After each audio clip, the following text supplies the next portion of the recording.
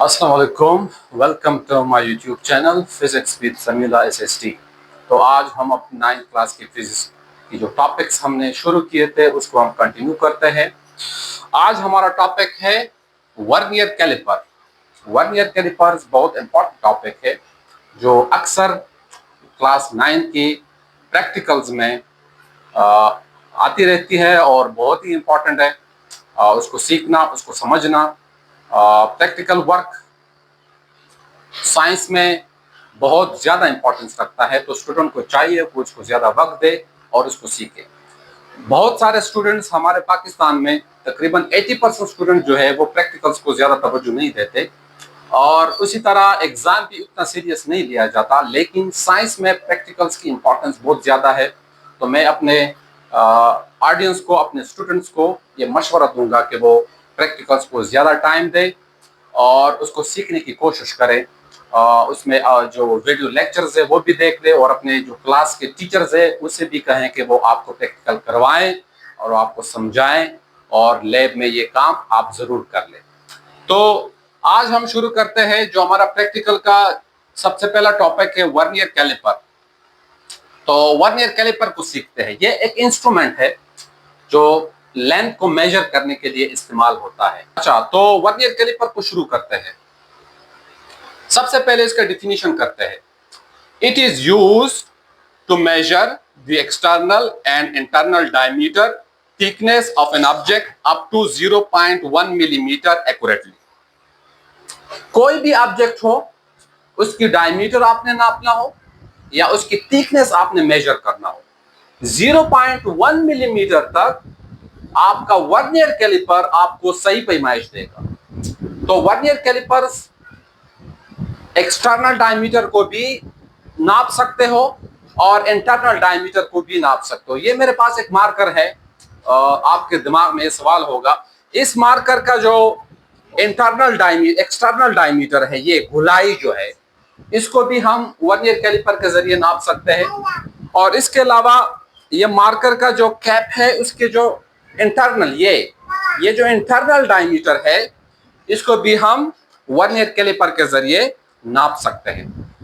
आज हमारा introductive lecture है। इसमें हम सिर्फ वर्नियर कैलिपर का थोड़ा बहुत इंट्रोडक्शन करते हैं और इंशाल्लाह नेक्स्ट लेक्चर में हम उसका डायग्राम भी बनाएंगे और उसको डिटेल से मैं आप लोगों को समझाऊंगा।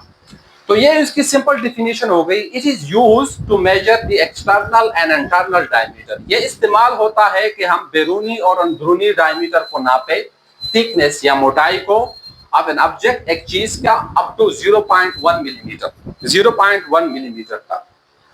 अच्छा, वर्नियर कैलिपर्स में दो इंपॉर्टेंट हिस्से हैं जिसको आपने अपने दिमाग में रखना है। दो इंपॉर्टेंट हिस्से हैं।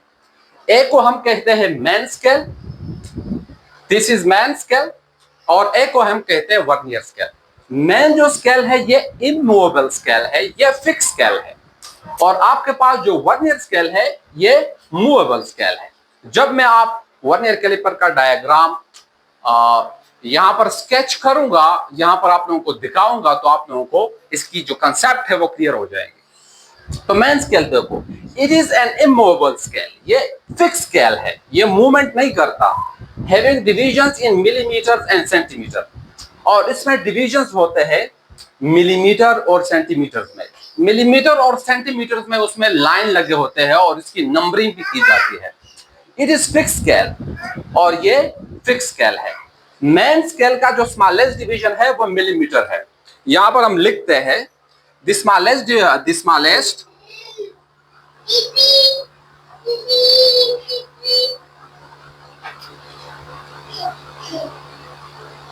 Division on main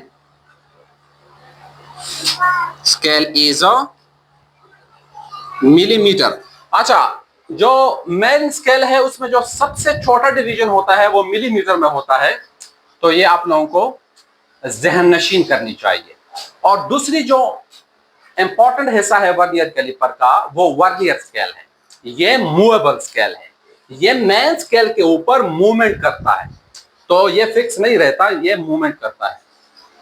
it is a movable scale. ये एक मूवेबल स्केल है, हैविंग लेंथ ऑफ 9 मिलीमीटर। अच्छा, जो मेन स्केल वर्नियर स्केल है उसमें लाइंस लगे होते हैं, उसकी जो टोटल लंबाई होती है वो कितनी होती है 9 millimetre. It has total 10 divisions, और इसमें टोटल डिविजन्स कितनी होती है 10। ये आपको जहन नशीन करनी चाहिए, उसमें टोटल डिवीजन 10 होती है। Its smallest division can be calculated as smallest division on vernier scale, length of vernier scale, total number of division on vernier scale। तो आपके पास वर्नियर स्केल का जो लेंथ है वो 9 मिलीमीटर होता है, लेकिन इसमें टोटल नंबर ऑफ डिविजन 10 होती है। तो आपके पास यहां पर आप कैलकुलेट कर सकते हो, और 9 को आप 10 पे डिवाइड करो तो 0.9 मिलीमीटर आपके पास आ जाती है। तो आपके पास जो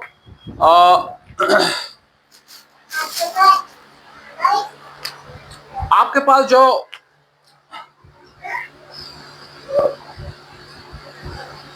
वर्नियर स्केल है उसका जो स्मॉलेस्ट डिवीजन है वो 0.9 मिलीमीटर है।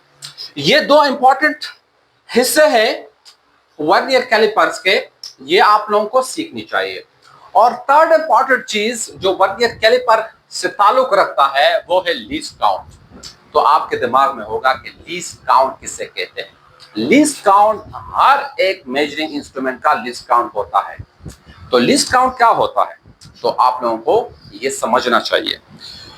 किसी भी इंस्ट्रूमेंट्स का वो सबसे कम मेजरमेंट जो वो कर सकता है, उससे कम मेजरमेंट वो इंस्ट्रूमेंट नहीं कर सकता। कोई भी इंस्ट्रूमेंट उससे कम मेजरमेंट नहीं कर सकता, तो उस मेजरमेंट को हम लीस्ट काउंट कहते हैं। तो वर्नियर कैलिपर का भी लीस्ट काउंट है, जिस तरह मैंने डेफिनेशन भी जिक्र किया है 0.1 मिलीमीटर।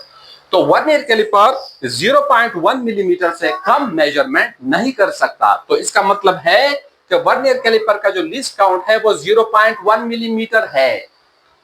इससे कम मेजरमेंट वर्नियर कैलिपर नहीं कर सकता, तो इसको हम लीस्ट काउंट कहते हैं। तो सबसे पहले सवाल बनता है what is least count. The minimum length which can be measured with the help of vernier caliper is called least count of vernier caliper। जो सबसे कम लेंथ जो हम वर्नियर कैलिपर के जरिए पैमाइश कर सकते हैं उसको हम लीस्ट काउंट कहते हैं। वर्नियर कैलिपर का लीस्ट काउंट कहते हैं।